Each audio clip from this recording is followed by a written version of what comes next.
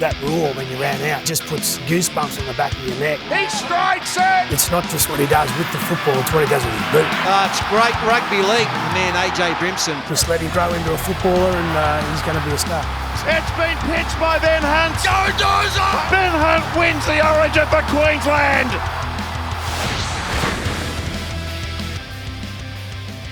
Well, thanks for joining us here on Queenslander as we debrief from a huge week of footy action down the road at Suncorp Stadium for Magic Round. We do it so well here in Queensland, guys. There's already talk that they want to steal it from us. Sydney a bid, Melbourne, potentially Adelaide, even New Zealand. But do you think if it moves away from Brisbane, you'd lose something special? I think you would lose something. I think you need to take it to where rugby league is like the most, the popular sport. Because going to Melbourne, I just don't know whether you're going to sell out the stadium 3 days in a row. New Zealand has an argument. I think, like, if you can't improve what we've got now, then don't move it. Yeah, and I don't think you can improve what we've got right now. No, I agree with you, Lockyer. I thought the weekend's performance, particularly by the fans, it was bucketing down rain, and we still had a full stadium. Yeah. So that shows that the fans were very determined to attend it. The standard of footy that was played was pretty fair all the way through. I think the bosses of the game would have been quite happy with that. Look, we can suggest to take it to Sydney, but I don't think everyone's going to turn up and fill the stadium in Sydney. It was one of those events, I think, that was a real entertainment special that was enjoyed by everybody that turned up and the people that had to sit and watch it on the television. Like they'd sell it out at Townsville, but we're only talking smaller stadium. Half the stadium. Like, I think you're maybe a chance of doing it at Allianz in Sydney, the new stadium, but definitely not Homebush. But you'd be able to. There might be a case or an argument there because I think it's the next question you're going to ask. Talk about the advantage the Queensland teams get because it's a Queensland crowd. Yeah. So I sort of get that argument that if you're going to do Magic Round, then you probably want to even the playing field a bit by giving the New South Wales teams a bit of an advantage. Yeah, interesting to hear a lot of the Sydney-based players saying how exciting it was to come to Suncorp. And they were all talking about we love it, we see what it's like when Origin's on up here. Well, it wasn't Origin, but they were still excited to be here. So I think the event in itself has probably gone to a new level. And certainly you'd have to also ask the sponsors what they get out of it. And I think they'd be quite pleased to see it remain here in Brisbane for quite some time. Do you think it is an advantage, though? So a lot of the Sydney teams get to be the home team. So, say, Manly was the home team against the Broncos, even though they're playing in Brisbane. So Manly gets a financial benefit out of it. But do you think just playing at Suncorp Stadium in front of a big crowd is a huge lift for the Queensland teams? Well, all the Queensland teams won. Yeah. Sharks got upset by the Dolphins. Manly's home ground advantage there was no advantage there. So, Look, it's good for Queensland teams, and I think it's obviously great for great for our city. But I do see the argument around, well, if maybe one year we need to play it on below the border to get sort of even it up a bit. Yeah. I reckon New Zealand's probably the best option, as you touched on there. So if it is to leave Brisbane, I think New Zealand, Give the Warriors some payback. Give them an extra home game. Well, the other point to note is the weather too, right? Yeah. So it's a bit risky going to New Zealand.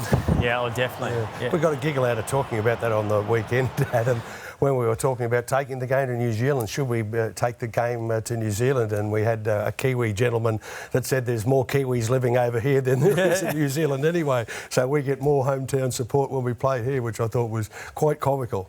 Yeah, excellent work by the Suncorp Stadium staff to keep the surface intact all the way up to that Titans game due to the extra workload they've got at Suncorp this year with the Dolphins playing there. Also, the Queensland Reds chilled up with the Rugby Union. But our next big event coming up, Suncorp Stadium, will be Origin time now. So 2 weeks to go, 2 more rounds till the selectors decide their team.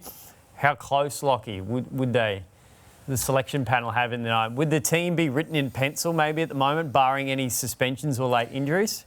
Yeah, I reckon, selectors don't sit there and write the team out, but the coach would have, I reckon, what he thinks is his best 17, and then he'd have sort of a couple of options in particular positions where he's either worried about form or he's, worried about having depth in that certain position. Again, I just have been there in this sort of situation quite a bit over the years, and a lot can change in 2 weeks. So you just got to know that the pencil that you're writing there is, you can very easily get an eraser out, rub a lot out, and then put, another few options in. So I think he's got an idea of the 13 that he wants to start the game, but there's obviously a lot of, options around that. Yep. Yeah, he knows who he's trusted previously, and while he won't pick a team on last year's form, I think there'll be some responsibility attached to the position where players have a fear of failure. And that should guarantee that no matter who's picked for Queensland, they will perform well. I'm sure Billy's got the team that he would like to see in his mind, and selectors work very well off each other, and they are able to look. Let's face it, they're common sense. They're common sense people, and they've been there, done that, and they know how that they can work with the coach and be able to make a judgment on the players that perform in the big pressure situations. Yeah, well, it's one of the things, I guess. Queensland's always rewarded and been loyal to what the player's done in the jersey, so you've got to take that into account, and then outside of that, then you obviously look at form, and form's not necessarily, is your team winning, or he's looking at, well, we're looking at sort of players with winning habits. Yeah, it's interesting comment, Lockyer, and I agree with you 100%. There used to be a bit of a funny old saying that it was harder to get out of the Queensland State of Origin team than it was to get into the side. Well, I don't necessarily agree with that sort of claim, but the players that have performed well for the coach previously, very rarely do they ever come up with form so poor in the build-up to a season that you could not just select them at all. And I think we've got a lot of players that are quite capable of producing their best in pressure situations once again. And we've also got to remember the New South Wales team. I mean, they aren't guaranteed that they're going to be in top form. There's a lot of criticism about the team and some argument who's going to make their team. So we've got to have two teams or 34 guys proving their fitness for a game that they're desperate to play in. This is going to guarantee and promise another wonderful State of Origin series. It was interesting when Billy Slater fronted a media conference last week and we quizzed him about the loyalty angle, and he said, well, tell me who's incumbent in this team, because we used 22 players last year throughout the series. We won the series of who's the incumbent player? So use the example Corey Oates played in Game 3, so he's technically the incumbent winger, but he was replacing someone else who was injured. Or Reuben Cotter played Game 1, outstanding on debut, was injured for Games 2 and 3. So he basically turned it back on the media, which we never like when the coach does that. So the loyalty argument stretches a long way of who you're going to be loyal to, not just the 17 who played Game 3 last year. Yeah, but I think it depends on how many games a particular player's played for Queensland. Yeah. So that obviously puts some credit in the bank for a player if they've played a lot of games and been successful. Yes, Reuben Cotter's a great example. He only played that one game, but he was outstanding.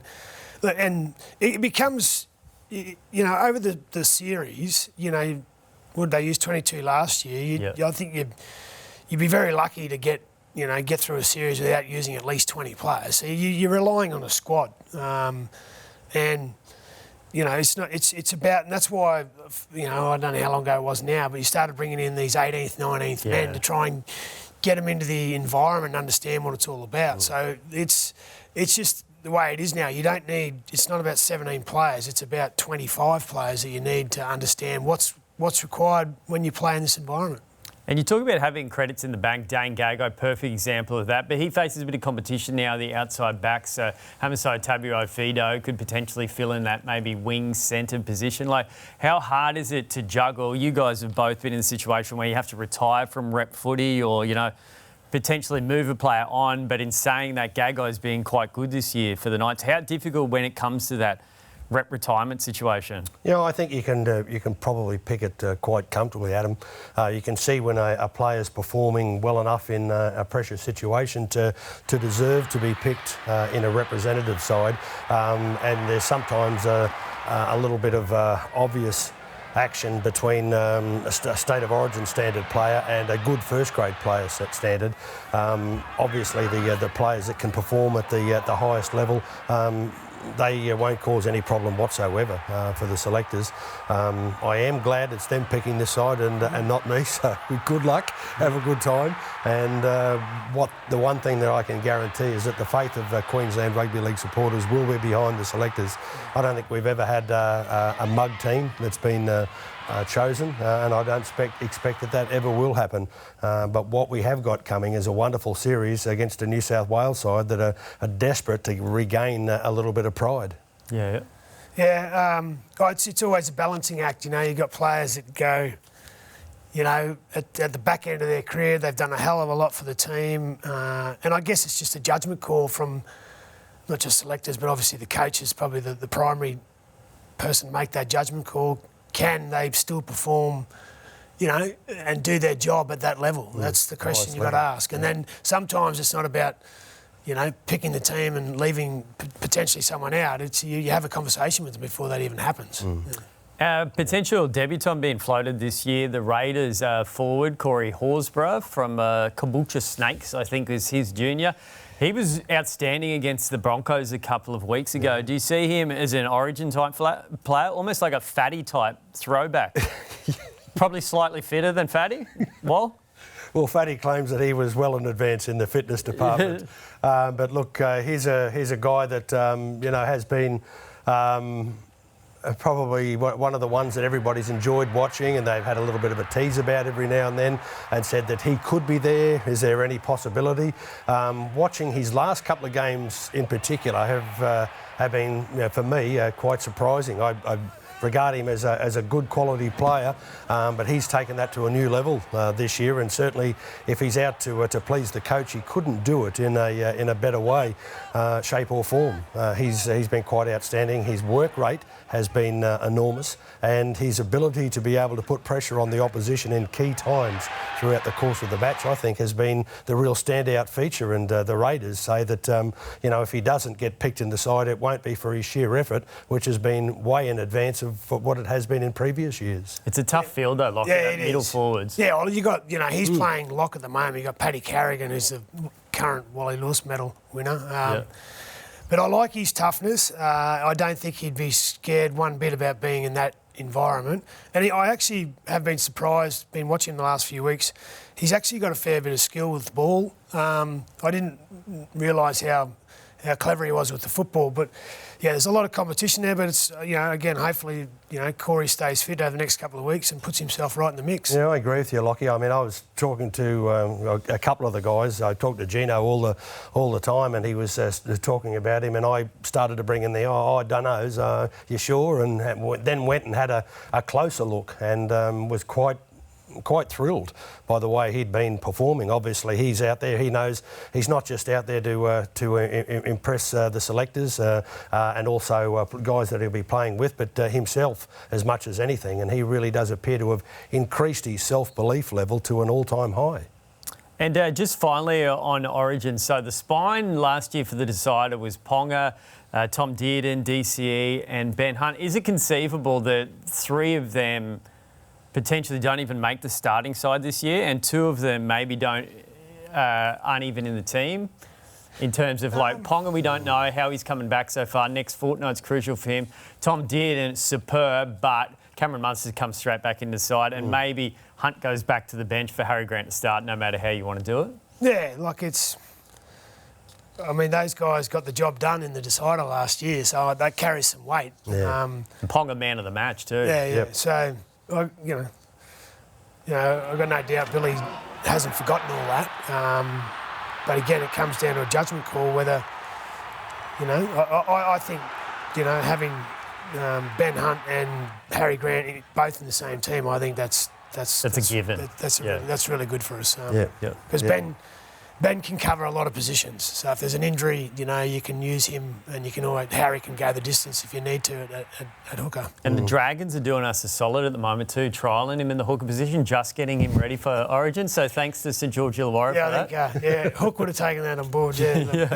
Billy's rang him and said, mate, can you just put Ben in there for a little bit, just to give him a few reps? And competition for spots obviously can be good for some, but very difficult on forcing others. It become even more difficult for them. I thought that was Dearden's best game of the year. I actually sent him a message just to congratulate. I love watching him. He comes from my grow-up area down on the bay, playing for them, and he had a situation where I think that he was under pressure. He needed to perform at his best for the selectors to consider him being in pretty good form, and that was the best game he's had for the year. I'm sure the coach was pretty impressed by it, and we've got players that all seem to be peaking at the right time, and when Origin's just around the corner, you know that you've timed your run perfectly.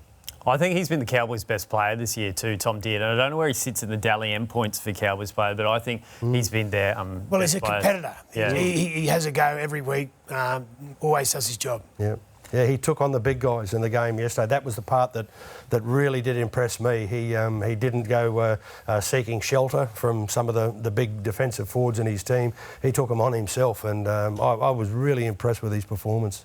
And a big off-field change here in Brisbane this week too. So Ben Ikin, who was the head of football operations for the Broncos, I hope I got that right, Lockyer, he's going to become the CEO of Queensland Rugby League. How much credit does he deserve, Lockyer, for improving the culture, I guess is probably the right terminology at the Broncos? Look, he brought a lot of intellect to the football department there. He had a lot of ideas when he came in. He's implemented a lot of those. Not just him, but Simon Scanlon. He needs to take some credit for the roster.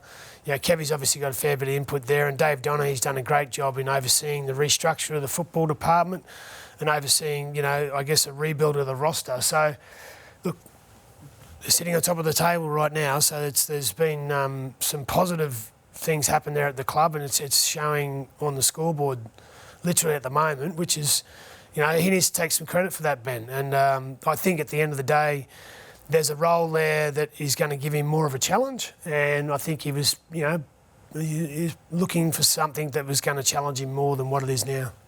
And there was talk to a potentially ugly split between Kevy and Ben Ikin, maybe a power struggle of what was it like? Do you guys hear anything about the bad blood between the two or disagreements? Well, I've probably heard the same that you've heard on a number of occasions, Adam, going to the training sessions, and there was always talk about it, and seemingly there was a rift.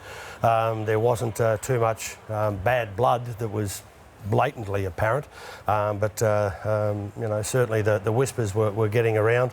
But you ask them, and I honestly think that they're honest 99 times out of 100, and they certainly said no. That hasn't been an issue for us.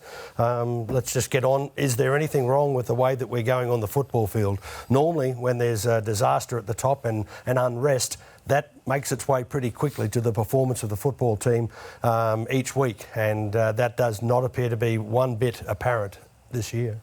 Look, both men are there for the same purpose, to make the Broncos the best they can be. They're there to serve the Broncos and do what's in the best interest of the club. So they were very professional about all that. So it's not an ugly split at all. I just think Ben has done a job there, and there's another opportunity and another bigger challenge for him out there, and he's going to have a crack at it. Can you keep operating without a head of football operations mid-season, or is it something that needs to be quickly replaced? Look, doesn't need to be quickly replaced, but there'll be, I guess, people in the building will pick up some slack there for a short period of time, and then, the CEO Dave will go. I assume will go to market, or to get who he thinks is the next best person to fill that role. Yeah, I agree. It doesn't have to be quickly replaced, but what it has to be is clear and understood by all of the players, and then just get it out of the way. Concentration is 100% on their performances week in, week out. You mentioned the Broncos rebuild there too. Poor old Anthony Seibold would never want to come to Suncorp Stadium again after what happened when he was Broncos coach, and then he comes up with Manly, and they looked terrible in that game on Friday night as well. Yeah. Yeah, 10 errors in the first half. That's not good. Yeah, and you know we talked about Turbo. Anyway, Yeah. Hopefully Turbo doesn't come back into form for Origin. I know we keep talking about it. You've brought it up again, Lockyer, but I just don't understand why he played. He was not fit. He didn't look fit. He was not anywhere near 100% fit. And a couple of times when a break was made and he'd come across in the chase and he knew that he couldn't go above 2/3 pace. He was never going to catch them, and if he did, he was only going to perhaps tear his hamstring once more. Yeah, I hope for him, and I hope for the game's sake we see him back 100%. Just not at Origin, right? Yeah, definitely. He's not welcome then. He's one of the great entertainers. What about the Titans? They find themselves in the top 8, heading towards the halfway mark of the season. Close match against the Eels at the end of Magic Round. Lockyer, that was probably a game in the past they would have lost, but take a lot of confidence in the fact that they can win an arm wrestle. I reckon that's been the improvement. They've shown a lot more resilience this year, and they had a good win against Manly in Brookvale. So I don't care how Manly are going. It's still a tough win there. Then they come up here and they had another good win, and the week before that, remember. That was that the Dolphins where they were. Yeah, they should have won that game. They should have won that. They flew out of the block. They didn't sort of get that one. They've beaten the Storm this year too. Yeah, so and I remember the win against the Tigers early in the year down at Lockyer was a great win. So they're showing a lot more resilience, and there's some really good signs there. And that's it's I think for Justin Holbrook, I think he'd be really pleased to see what they're doing. As an old 5'8" yourself too, well, you would have loved seeing Kieran Foran getting 2 tries. Probably should have got 3 if Loffy Pereira passes on the inside. But do you think with his presence there, if Foran stays on the field, he can take them to the finals? Yeah. I think the one thing that he probably is able to add to the side more than anybody else there is his communication, his direction. I find he's...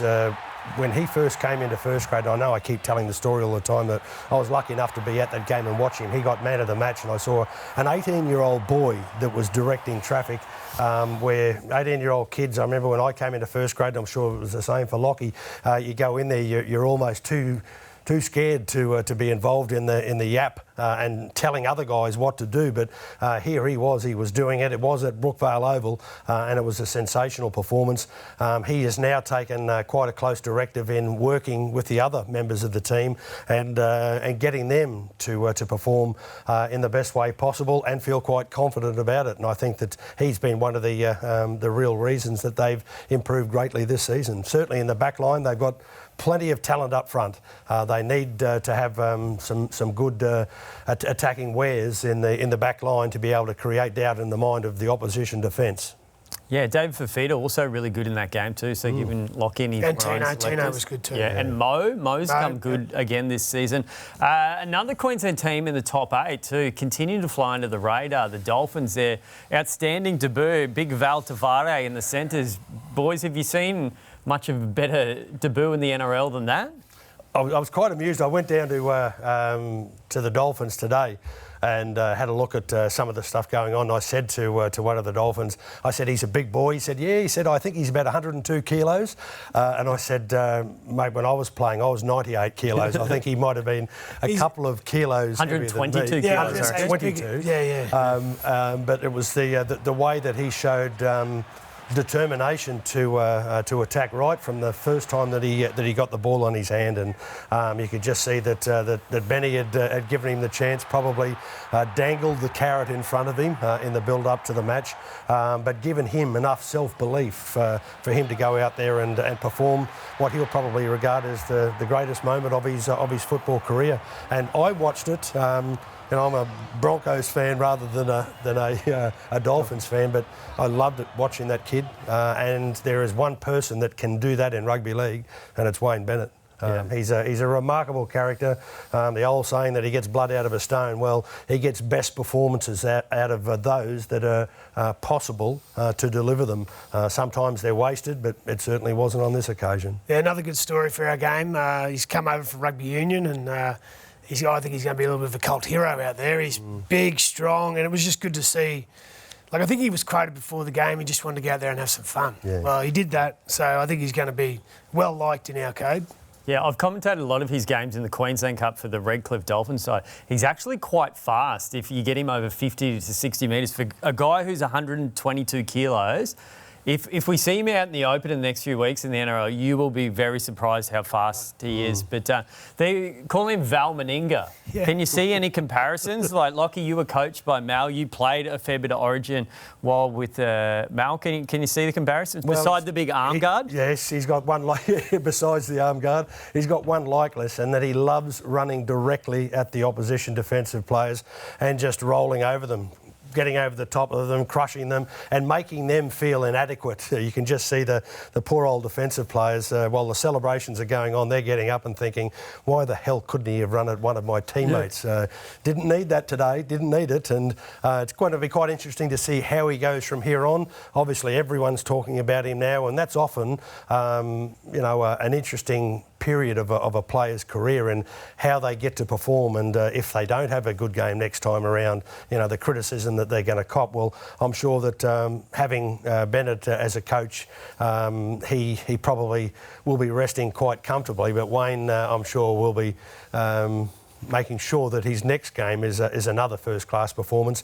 Wayne will say that he set a standard. You've got to live up to that each week. He'd be telling them, like he used to say to Wendell all the time, stop reading the paper. Yeah.